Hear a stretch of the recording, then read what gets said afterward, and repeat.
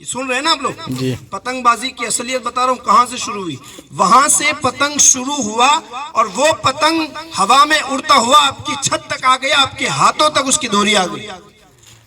आप मोहर्रम में कहते हैं या हुसैन हम न थे, है ना, आपको मना किया जाता है कि भाई सीना मत कूटो, अपने बदन पर तलवार न चलाओ, ये हराम है। आप नहीं मानते हो, हराम करते हो। क्यों? इमाम हुसैन की मोहब्बत है। हालांकि मोहब्बत में हराम करने की हरगिज़ से इजाजत नहीं है, मगर मैं आपसे ये पूछता हूँ कि आप इमाम हुसैन की मोहब्बत में अपने सीने पर तलवार मारने को तैयार हो कि इमाम हुसैन की माँ की गुस्ताखी करने वाले की याद में जो है मनाने के लिए जो पतंगबाजी शुरू की गई, उस पतंग की डोरी को छोड़ने के लिए तैयार नहीं हो?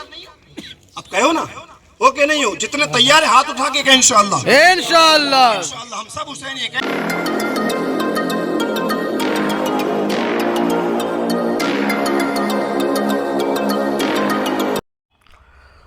कल हमने मुस्लिम ऑफ गुजरात ये प्लेटफॉर्म पर एक वीडियो बनाई थी पतंगबाजी नहीं करने की, जिसमें मोड़ासा का लास्ट ईयर यानी 2023 के उत्तरायण के वीडियो ऐड किए थे।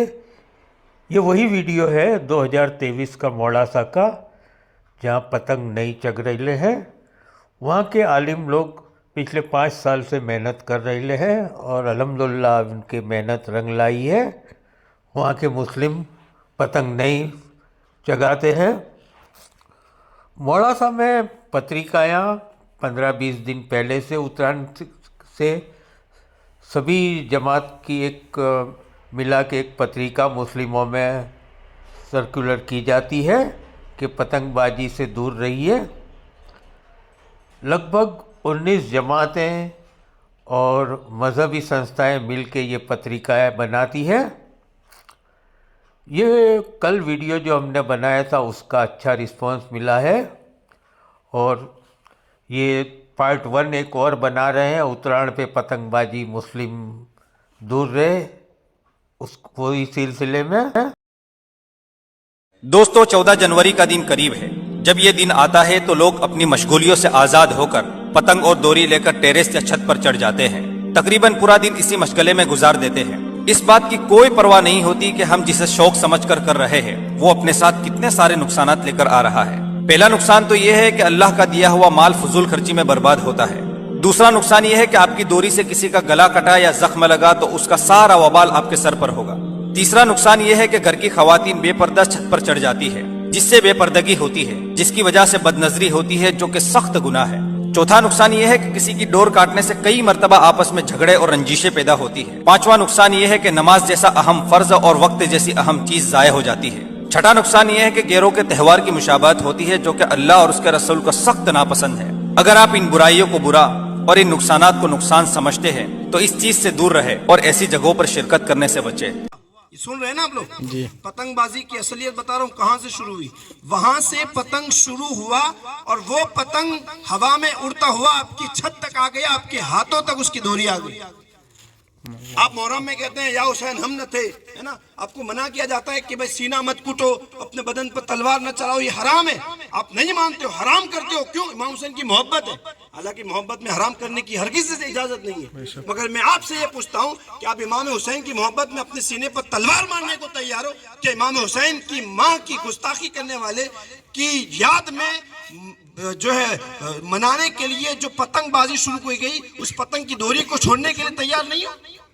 आप कहो ना, ओके नहीं हो? जितने तैयार है हाथ उठा के कहें इंशाअल्लाह। इंशाअल्लाह हम सब हुसैन ये कहें इंशाअल्लाह। इंशाअल्लाह इमाम हुसैन को कयामत में मुंह दिखाना है कि नहीं है? हम कयामत में इमाम हुसैन के सामने, अगर आपकी वालदा को कोई बुरा भला कहे, गाली बके, आप बर्दाश्त करेंगे?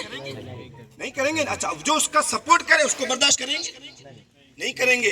आप गौर तो करो, इमाम हुसैन की वालदा की गुस्ताखी करने वाले की याद हम छतों पर चढ़ चढ़ के, अच्छा मुफ्त में भी नहीं, पैसा दे दे करके, अपना वक्त बर्बाद कर करके, और फिर अल्लाह बचाए कैसी कि अपने घर की औरतों को भी छत पर ले जाने की, कैफे बजाने की। और अल्लाह की पनाह, लोग फजर में अजान होती है, हय्या अला सलाह, हय्या अला सलाह 2 बार, आओ नमाज की तरफ 2 बार, आओ कामयाबी की तरफ 2 बार, अजान में 4 बार आओ आओ बुलाया जाता है, इकामत में फिर 4 बार बुलाया जाता है। उसके बावजूद उठाने के लिए सदाए मदीना देने के लिए लोग आते हैं कि उठो फजर का वक्त हो गया, हम नहीं उठते। और शर्म की बात यह है कि उत्तरायण के दिन लोग अजान से पहले छतों पर ठंडी में चढ़ जाते हैं और टैप बजाते हैं। अल्लाहु मैं अकबर। कहता हूँ क़यामत में इमाम हुसैन को क्या मुंह दिखाओगे और रसूलुल्लाह को क्या मुंह दिखाओगे कि मेरे नबी ने फरमाया जिसने फातिमा को इज़्ज़त दी उसने मुझे इज़्ज़त दी, उसने मुझे तकलीफ पहुंचाई, और जो नबी को तकलीफ पहुंचाए वो यकीनन जहन्नमी है, बेईमान है तो यकीनन जहन्नमी है। लिहाजा मैं आपकी बारगाह में ये उलमा इकराम इसीलिए आए हैं कि इन खुराफात से आपको बचाएं और इन गुस्ताखी वाले दिनों को आप हरगिज ना मनाएं, है ना। आप हाथ उठा के इंशाल्लाह, कौन कौन नहीं चकाएगा पता नहीं, इंशाल्लाह, है ना।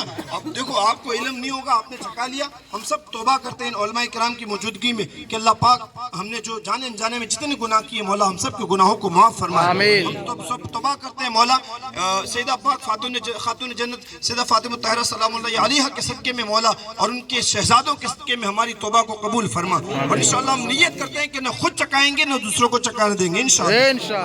इंशाल्लाह। अब मैं आपका शरी हुक्म बयान कर दूं। पतंग। आपका नाम? मेरा नाम अयान है, मैं फातिमा मदरसे में पढ़ता हूँ। मेरे हजरत ने बताए कि पतंग चगाना नहीं चाहिए, पतंग चगाने से हाथ कटते, पतंग चगाने से गले कटते, पतंग चगाने से बहुत नुकसान होता है, पतंग चगाने से बहुत लोग सीरियस हो जाते हैं, पतंग चगाने से परिंदों की भी जान चली जाती है, पतंग चगाने से किसी की मौत हो जाती है, पतंग चगाने से जिसका गला कटता है वो किसी का भाई होता है, किसी के पापा होते हैं, किसी के चाचा होते हैं, किसी के मामू होते हैं।